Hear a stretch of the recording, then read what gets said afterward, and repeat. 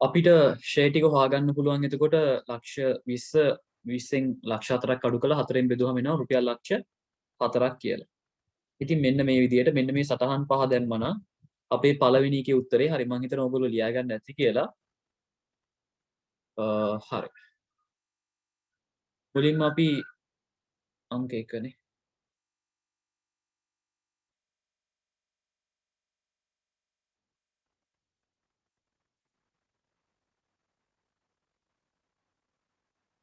එකට අදාළ ලෙජර් ගිණුම් අහලා නැහැ නේද? ඒක නිසා ලෙජර් ගිණුම් ඕනේ නැහැ. අහලා තියෙන්නේ පළමු වසරේ කල්බදු ගිණුම් තැබීමට දාලා ජන සටහන් කියලානේ. ඊට පස්සේ එකකවත් ලෙජර් ගිණුම් අහලා නැහැ. ඒක නිසා ලෙජර් ගිණුම් අපි ගහන්න නැතුව තොරතුරු උත්තර ටික ගමු. ඒ වගේ ඔයගලන්ට ප්‍රශ්න තියෙනවා නම් අහන්න. ඒතර අපි ලියන්න පුළුවන්. මේක මෝටර රථයක්නේ. මෝටර රථ හර ලක්ෂ 20යි කල්බදු ණය හිමි බැර.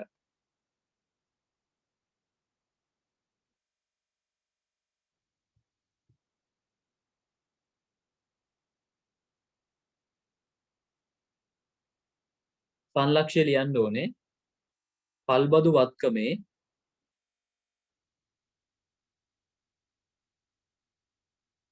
සාධාරණ අගය.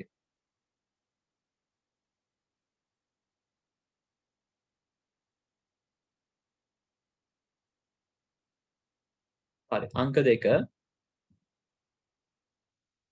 මූලික තැන්පතු ලක්ෂ 5යිනේ. කල්බදු ණය හිමි හර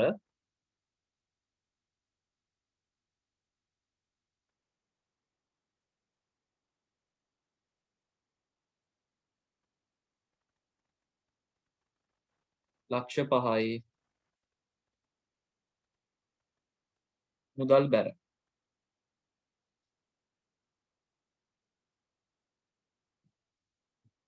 ලක්ෂ 5යි. මූලික තැන්පතු.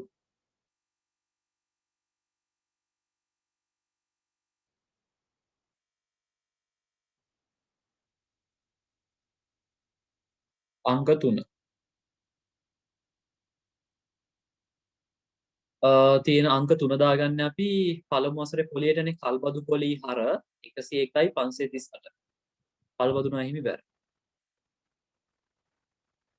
කල්බදු පොලි හර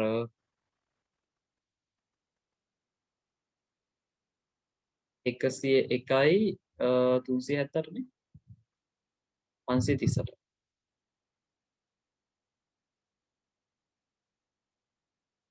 කල්බදු ණය හිමි බැර.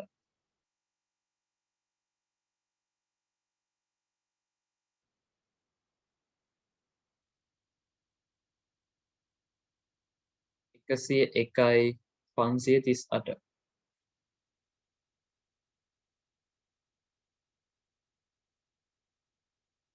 කල්බදු පොලිය.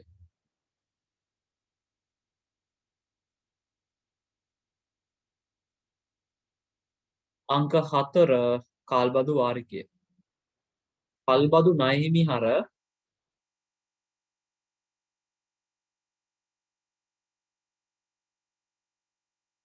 100 නෑ 1,80,000යි. 1,80,000යි මුදල් බැර. 1,80,000යි කල්බදු වාරිකය.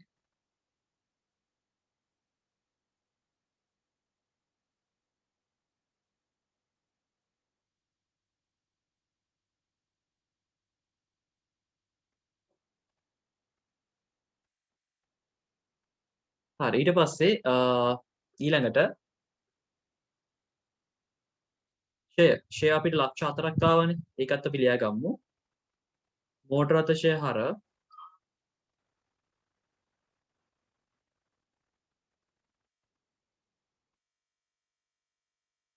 ලක්ෂ 4යි. මෝටර රථ සමුච්චය ෂෙයා බැර ලක්ෂ 4යි.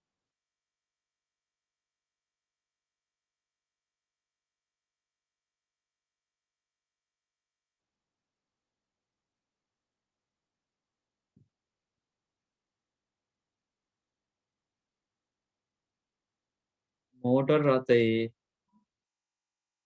වාර්ෂික ෂෙයා.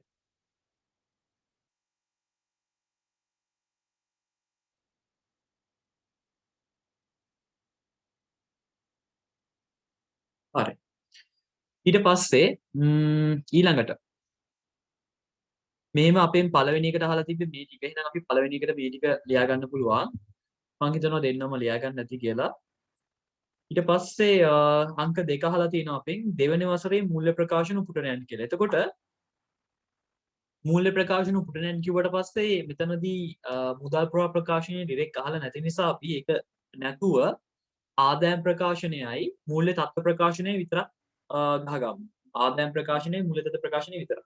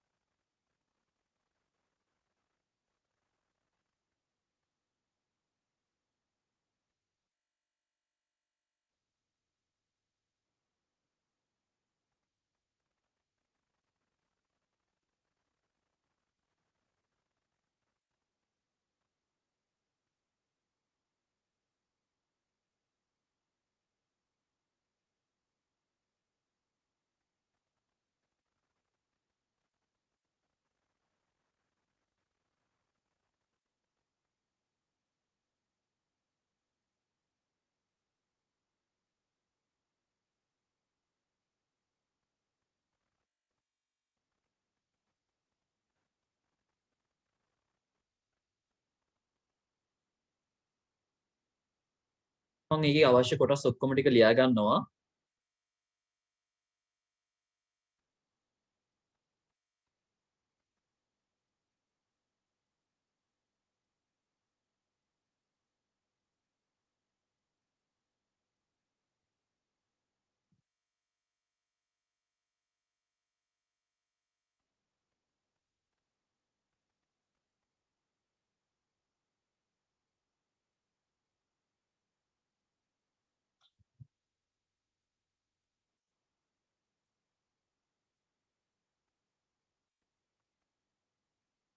හරි. මම මේ විදිහට ඔක්කොම ටික රූල් කරගත්තා. ඊට පස්සේ මම මේකේ දැන් මේකේ අහලා තියෙන්නේ දෙවෙනි අවුරුද්දනේ. මෙහෙමයි කරන්නේ.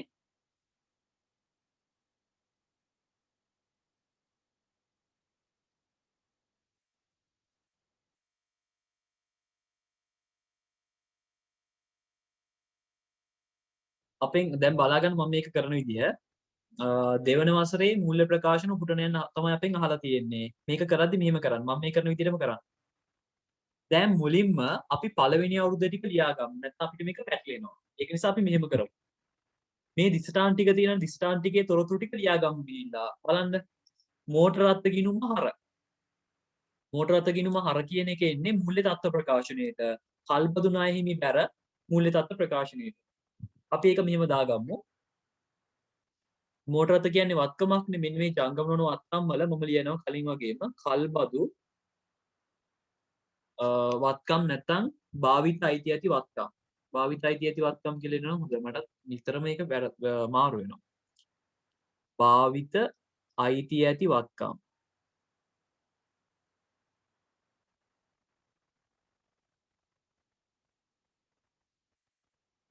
කල්බදු වත්කම් කියලා ලිව්වා කියලා වැරදි නැහැ. අලුත් වචනේ මේක. පිරිවැය වෙනස් වෙන්නේ නැහැ නේ අවුරුද්දෙන් අවුරුද්ද. ඒක නිසා අපි පිරිවැයට දාගමු කෙලින්ම ලක්ෂ 20 වගේ. ඔන්න මම දාගත්තා. ඊට පස්සේ කල්බදු ණයහිමි බැර. කල්බදු ණයහිමි කියන්නේ ජංගම නොවන වගකීම් වල මම දාගන්නම් මුලින්ම. නැත්නම් ඒක ඔයාට ඕනනම් පුළුවන්. එකපාරම ගන්න අමාරුයි වගේ කියලා හිතෙනවා නම් ඒක නම් ටිකක් අමාරුයි වගේ තමයි. පෙර වැඩ කියලා ලියලා මෙහෙම කරන්න. කල්බදු ණයහිමි කියලා ලියන්න. කල්බදු ණයහිමි කියලා ලියලා එතනම ධන දාලා දාගන්න. මෙන්න මෙහෙම. ඒක පල්ලෙහායින් ලියන්න පෙර වැඩ කියලා ලියන්න. ඒක හොඳයි. නැත්තම් මෙතන අපිට මට ඉඩක් නැහැ මෙතන කරන්න. නැතනත් කර හැකි ඉස්සරහින් ලියලා ඒක කරදර වෙයි. ඒක නිසා මෙහෙම පෙර වැඩවල ලියලා ගමු. ඕනනම් මූල්‍ය තත්ත්ව ප්‍රකාශනෙම ලියලා ගන්න පුළුවන් ඉස්සරහින් එකතු කිරීම කියලා දාලා. එහෙම ගන්න තරමට හොඳයි මම කියන්නේ. හරි ඊට පස්සේ ඔන්න පළවෙනි දිසටාන හරි. දෙවෙනි දිසටාන බලන්න.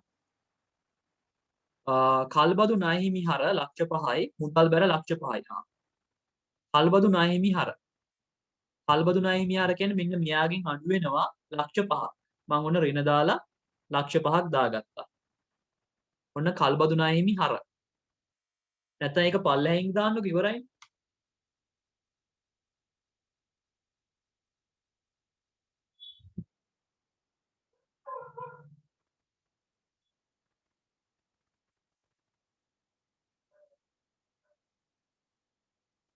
හරි. ඔන්න කල්බදු ණයහිමි හර. ඊට පස්සේ මුදල් බැර. මුදල් බැර කියන්නේ මුදල් අඩු වෙනවා කියන තේරුමනේ.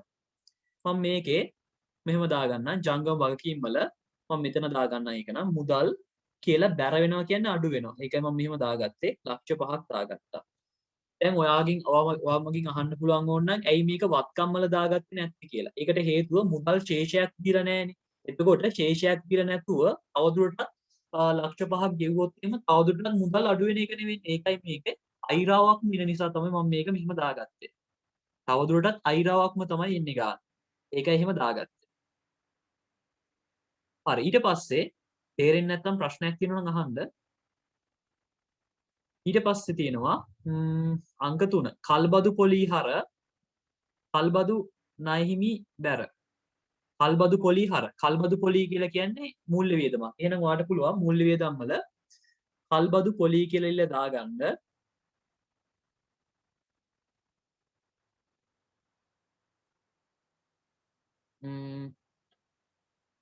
පොඩ්ඩක් ඉන්න මේක එන්නේ නැහැ නේද? කල්බදු පොලී කියලා එන්නේ නැහැ. ඇයි ඒ? අපෙන් අහලා තියෙන දෙවෙනි වසරේනේ. ඒක එන්නේ නැහැ. කපන්න එපා ඒක තියන්න. ගාන දාන්න එපා. දෙවෙනි අවුරුද්දේ පොලිය ඕනනම් දාගන්න. ඕනනම් දෙවෙනි අවුරුද්දේ පොලිය බලලා දාගමුකෝ. මෙන්න මේ පොලිය තමයි එන්න ඕනේ. හේතුව අපි ගාන හදන්නේ දෙවෙනි අවුරුද්දටනේ. ඒක නිසා මේ පොලිය ඕනනම් දැම්ම දාගන්න නැත්නම් පස්සේ දාගන්න තියන්න. ඒක අපි පස්සෙම දාමු ඔන්න ඔය. කල්බදු නාහිමියා බැර. මම පොලිය දැම්මේ නෑ ලිව්ව විතරයි. කල්බදු නාහිමියා බැර වෙනවා කියන්නේ එයා වැඩි වෙනවා. එකතු කරනවා පොලිය. 1,1538යි.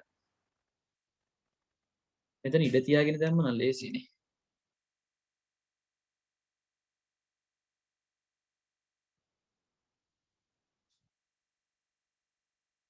101යි 538යි.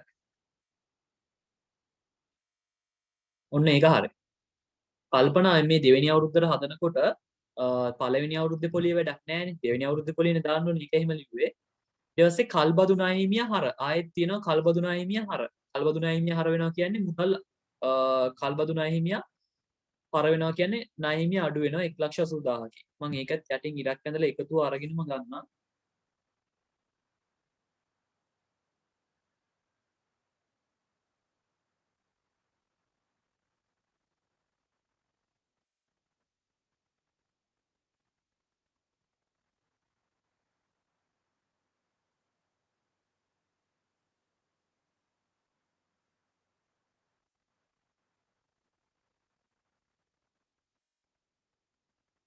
හරි ඔන්න කල්බදු නාහිමියා හර මුදල් බැර. මුදල් බැර වෙනවා කියන්නේ මුදල් තවදුරටත් අඩු වෙනවනේ. ඔන්න මම ඒකෙත් දාගත්ත මුදල් බැර කියන එක.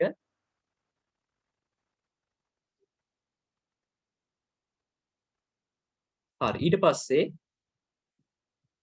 ඊළඟ එක මෝටර අතිශය හර. මෝටර අතිශය කියන එක වැඩක් නේ. ඒක අවුරුද්ද ෂේ ටිකනේ. ඕනනම් දාන්න ප්‍රශ්නයක් නේ. ඊළඟ අවුරුද්දේ තේ ෂේ ටිකනේ එන්නේ. මෝටර අතිශය ෂේ කියලා ඕනනම් දැම්ම හැකි ලක්ෂ 4 ඊළඟ අවුරුද්දෙත් එන්නේ ඒකම තමයි. මම ඒක දාගන්නම් කෙලින්.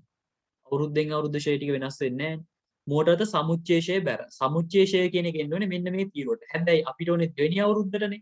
ඒක නිසා ලක්ෂ 4ක් මෙතන දාලා වැඩක් නැහැ. හැබැයි මතක තියාගන්න මෙතෙන්ට ලක්ෂ 4ක් දාන්න ඕනේ කියලා. මෙතෙන්ට ලක්ෂ 4ක් දාන්න ඕනේ කියලා මතක තියාගන්න. මම ඩොට් එකක් තියන්නම්.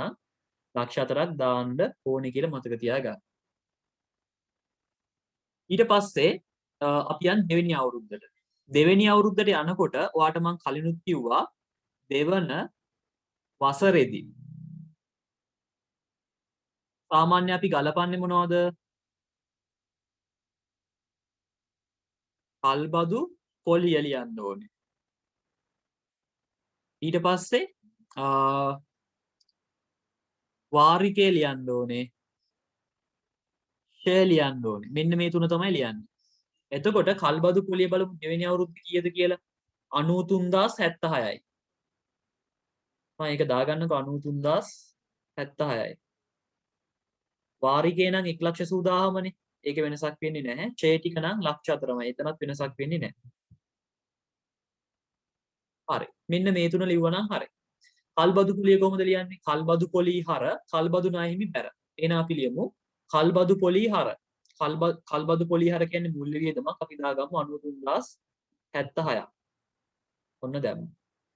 කල්බදු නාහිමිය බැර. මෙන්න මේ නාහිමියට එකතු වෙනවා 93076ක්.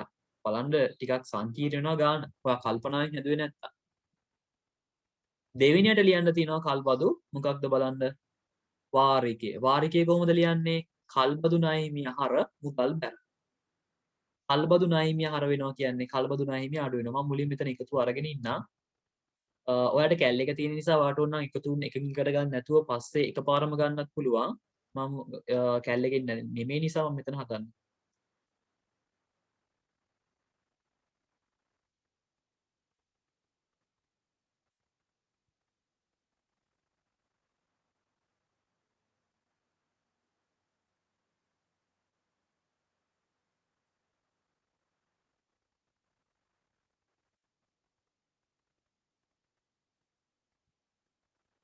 හරි. 13,34,614ක් එනවා.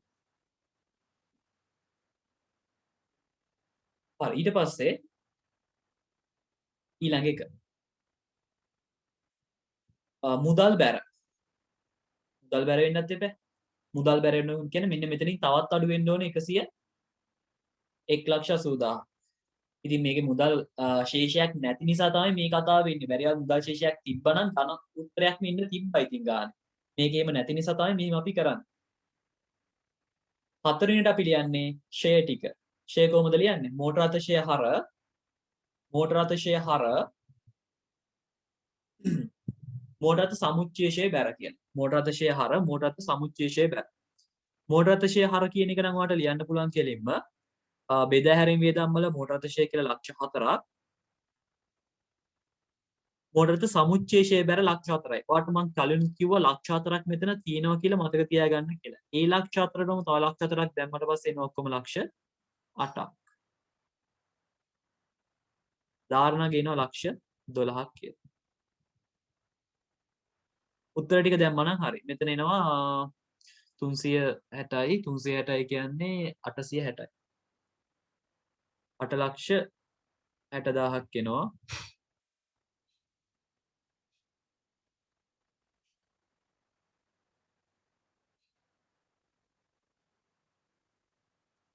ඊට පස්සේ මෙන්න මේ ආවේ ණයහිමියාගේ තියෙනවනේ මේක කොටස් දෙකකට බෙදෙනවා. ජංගම ගානයි ජංගම නොවන කොටසයි කියලා.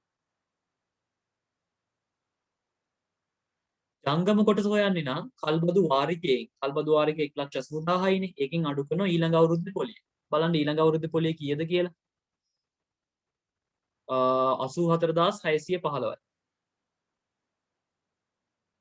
84,615යි.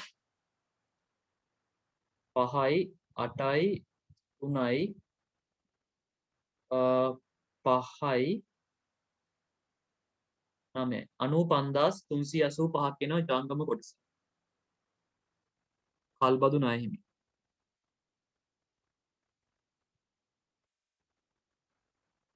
95385යි.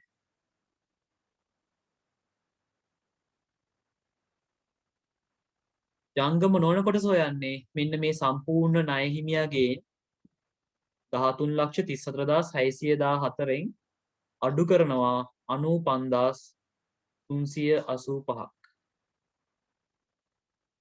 9යි 2යි 2යි 9යි 3යි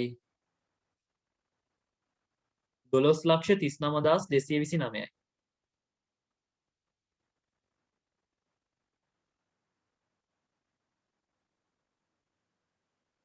දොළොස් ලක්ෂ 39,229යි. 229යි. මෙන්න මෙහෙම අපිට ලියන්න පුළුවන්. මොනවා හරි ප්‍රශ්නයක් තියෙනවද? තේරෙන්නේ නැත්නම් අහන්න.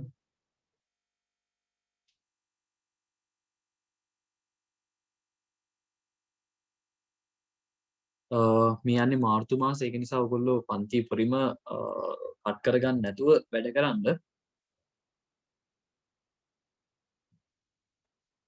හරි. ඊළඟට බලමු මොනවද අහලා තියෙන්නේ කියලා.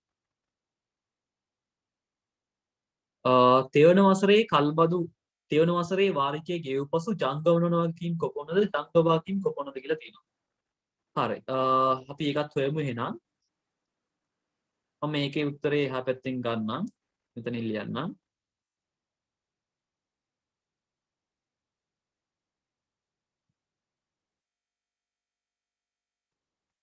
පල්ලෙයින් මග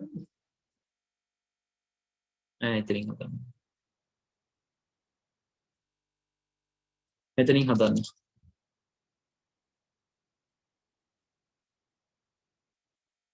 හරි. තෙවන වසරේත් වාරිකයේ ගෙවුවට පස්සේනේ අපි බලමු කීයක කල්බදු ණය හිමි හිටියද කියලා කොහොම. දැන් මෙතනදි ගන්න මේ ගාන තමයි ගන්නෙ. දැන් 13,34,614 තමයි ගන්න. ඒක තමයි අපි අර ජංගම නෝන කියලා දානකොට බෙදලා පෙන්නන්නේ. හැබැයි අපි කල්බදු ණය හිමි කියන මේ ශේෂය වෙන්නේ නම් 13,34,614. ඒක තමයි අපි ගන්නෙ. මම ඔන්න ඒක ගන්නවා අර කලින් වගේම. කලින් වගේම කියලා කියන්නේ මෙන්න මේ වගේ. මේ තියෙන මේ වගේ ලියන්න තියෙන. ආරම්භයේ තිබ්බ ගාන කල්බදු පොලි එකතු කරා වාරිකය අඩු කළා. ඊට පස්සේ ඒක ජංගම නෝන විදිහට කැඩුවා. එච්චරයි. මම ගන්නම් මෙහෙම.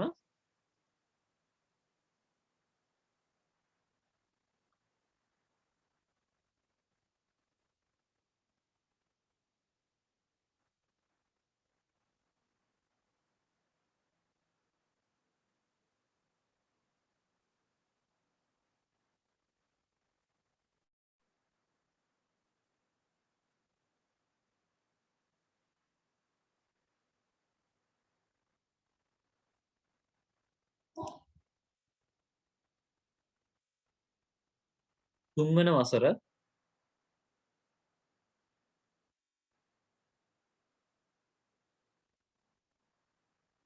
ආරම්භයේ කල්බදු වගකීම්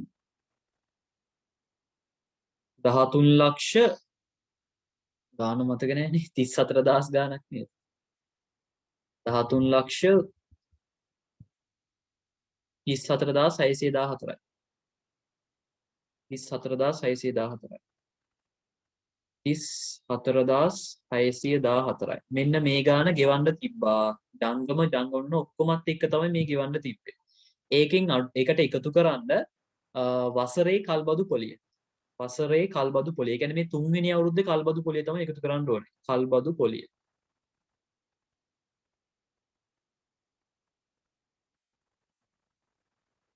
ඒ කියන්නේ මෙන්න මේක 84,615. මේක තමයි තුන්වෙනි අවුරුද්දේ පොලිය. මේක තමයි එකතු කරන්නේ.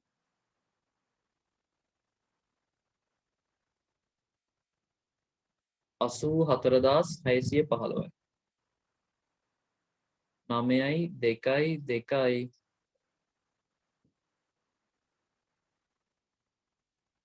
9යි 1යි 4යි 1යි. එකකින් අඩු කරන්න කල්බදු වාරයක.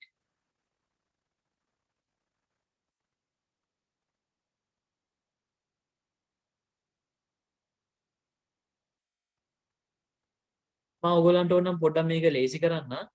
දැන් මෙතන කල්බදු වාරිකේ අඩු කළාට පස්සේ එන්න ඕනේ මොකක්ද දන්නවද? එන්න ඕනේ උත්තරේ මම ඕනම් අඩු කරන්න කලින් කියන්න. 12,39,229. මෙන්න මේ උත්තරේ තමයි එන්න ඕනේ. ඉතින් ඒක ඔයගලන්ට තේරුම් ගන්න කාලයක් යයි. සාමාන්‍යයෙන් කල්බදු හරියට ගාණක් හැදුවොත් එහෙම වෙන්න ඕනේ. ඒ කියන්නේ දැන් අපි අවුරුද්ද මුලම ගෙවන්න තිබ්බේ 13,34,614යි. ඒකෙන් ජංගම කොටස අනිවාර්යෙන් ගෙවලා ඉවර කරනවා. ඒ ගෙවලා ඉවර කරාට පස්සේ අනිවාර්යෙන් ඉතුරු වෙන්න ඕනේ ජංගම නොවන කොටස. ඒකයි ඒකට හේතුව. ඒක වාට එකපාරටම තේරෙන එකක් නැති වෙයි. කාලයත් එක්ක මේ ගණන් හොඳට පුළුවන් වුණොත් වාට ඒක තේරෙයි.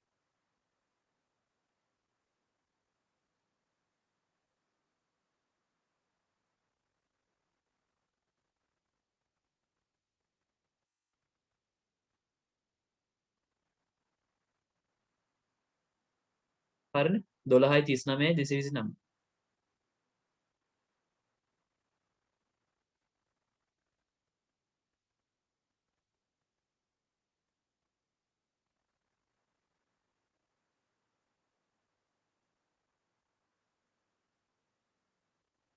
ඊට පස්සේ ඒ උත්තරේ ආයෙත් කෑලි දෙකකට කඩන්න ඕනේ.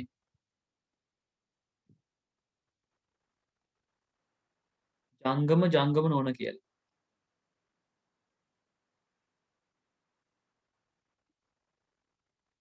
ජංගම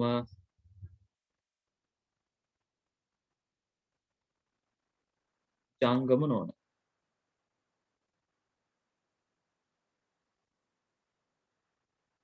ජංගම කොටස හැමතිස්සෙම යන්නේ වාරිකයෙන් ඊළඟ අවුරුද්ද පොලිය අඩු කරන. ඊළඟ අවුරුද්ද පොලිය කියලා කියන්නේ හතරවෙනි අවුරුද්ද පොලිය 74,300.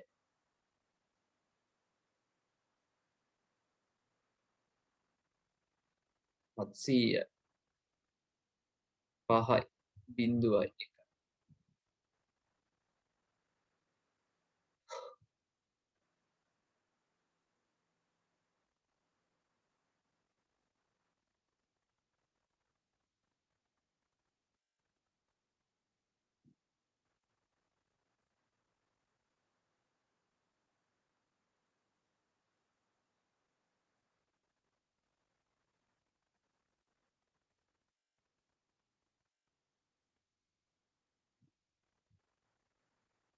ජංගම නොවන කොටස එනවා මෙන්න මේ විදියට.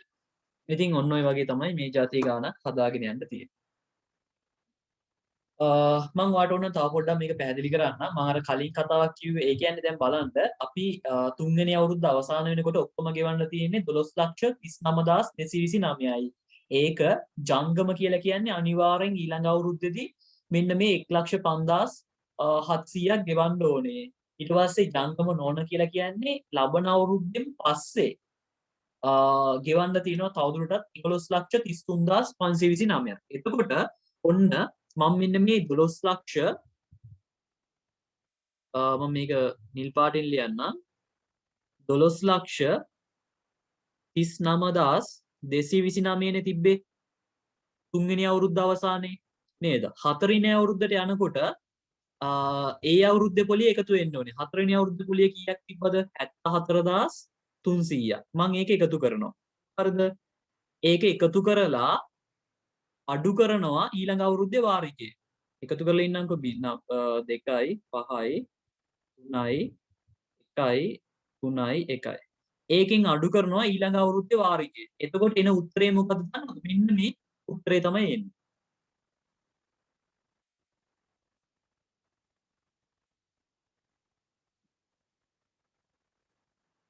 මෙන්න මෙහෙම. ඒ කියන්නේ හැම අවුරුද්දෙම මේක රටාවක් විදිහට යනවා ළමයි. මේක අඩු කළාට පස්සේ එන්නේ මේ උත්තරේ.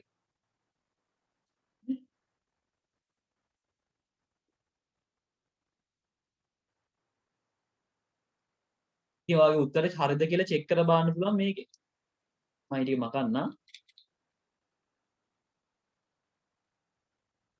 හරි මොනවා හරි ප්‍රශ්නයක් තියෙනවා නම් අහන්නකෝ.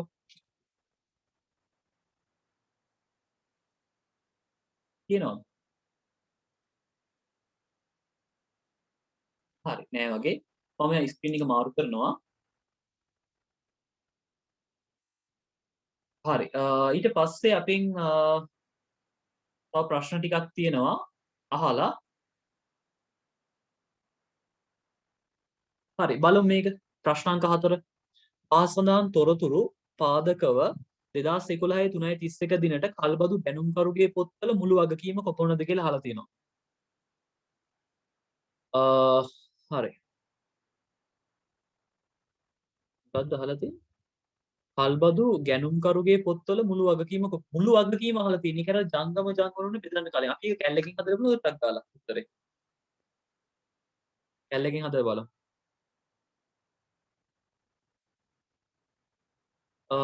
මේකේ තියෙනවා දීලා කල්බදු ගෙවීම් වල වර්තමාන අගේ ලක්ෂ 12ක් කියලා. මම ඒක ගන්න ලක්ෂ 12යි.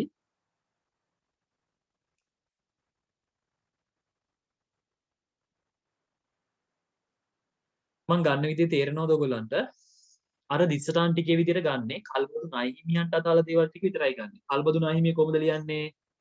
කල්බදු ණයහිමියන්ට එන්නේ කල්බදු වත්කමේ සාධාරණ අගය එකතු කරනවා. ඊට පස්සේ මූලික තැන්පතුවක් තියෙනවා නම් අඩු කරනවා. පළවෙනි අවුරුද්දේ පොලිය එකතු කරනවා. වාරිකය අඩු කරනවා. අන්න එතකොට එන උත්තරේ තමයි ඔය අහන්නේ. එතකොට වර්තමාන ගෙවීම් වලගේ ලක්ෂ 12යි ඒකට එකතු කරනවා මේකේ මූලික තැන්පතුවක් නෑනේ. පොලිය එකතු කරනවා 2,90,000ක්. ඒකෙන් අඩු කරනවා ලක්ෂ 5ක්. එච්චරයිනේ තියෙන්නේ. උත්තරේ එනවා 9,90,000ක්. උත්තරේ අංක 3. ලේසි. උත්තරේ අංක 3. ඒක අමාරු නෑ සාමාන්‍ය එක. ඊට පස්සේ ප්‍රශ්න අංක 5ත් අපි දැන් කරමු.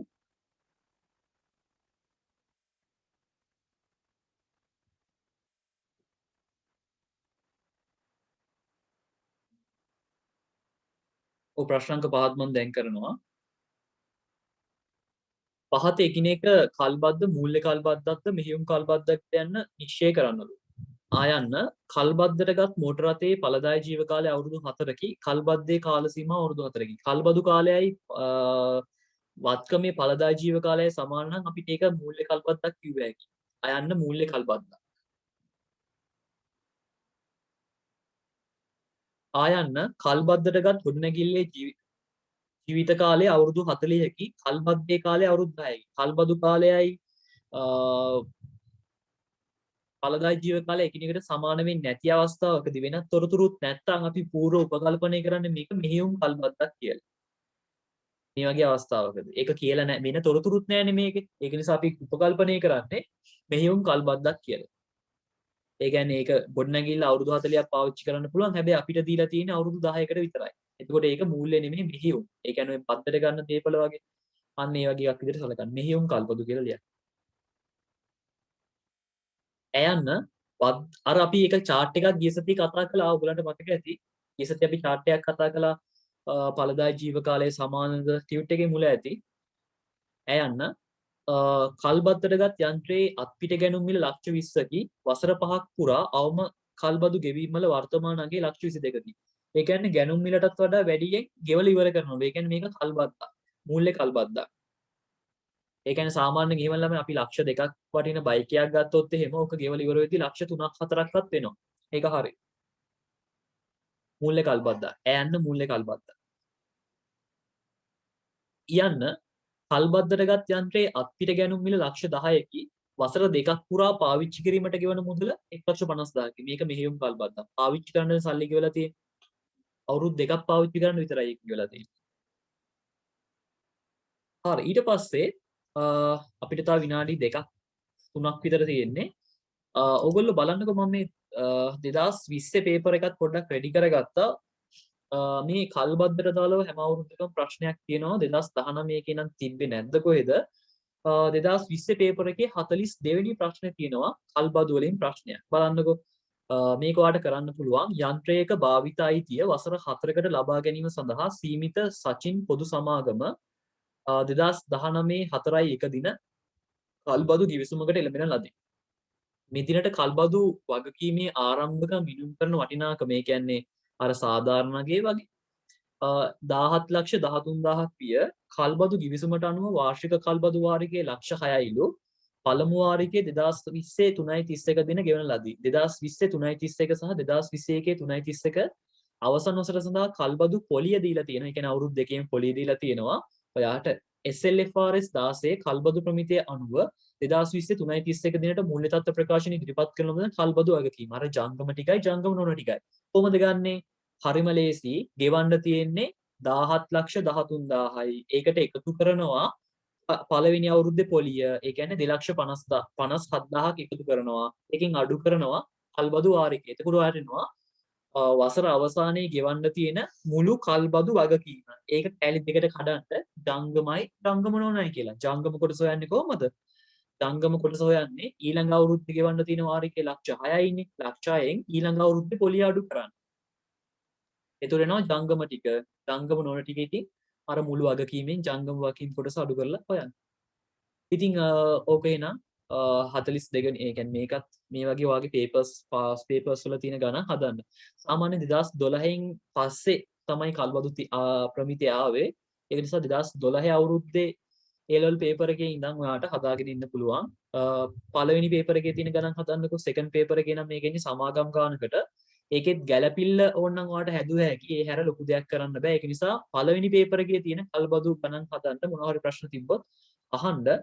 මං අදට පන්ති මෙතනින් නවත්තනවා සිකුරාදා පන්තිය තියෙනවා ඒත් එකම ලබන සතියේ සවුන්ද ඉඳන් අර 10 ඉඳන් පාන්දර 3 වෙනකල් පිය කරනවා අපි ඒක නිසා ඒවට රෙඩි වෙලා ඉන්න මොනවා හරි ප්‍රශ්න තිබ්බොත් අහන්න ඊටු කොටස් ටික අපි අනිත් දවසේ සාකච්ඡා කිරීම කරමු අනිත් එක ඉරිදා ඕගොල්ලන්ගේ කල්බදු කළමනාකරණයේ පාඩම් පටන් ගන්නවා සමහර ටියුට් එක මේ සතියේ දෙන්න බැරි වෙයි ප්‍රශ්නයක් නැහැ අපි ඔන්ලයින් එක කරන්නේ ඒකින් දෙච්ච ප්‍රශ්නයක් වෙන්නේ නැහැ ටියුට් එක ඊට පස්සේ සතියේ ලැබීමට සලස්වන්න ඔයගොල්ලන්ට එහෙනම් අපි මෙතනින් නවතුමු. කට්ටිය පරිස්සමෙන් ඉන්න සුබ රාත්‍රියක් යනවා.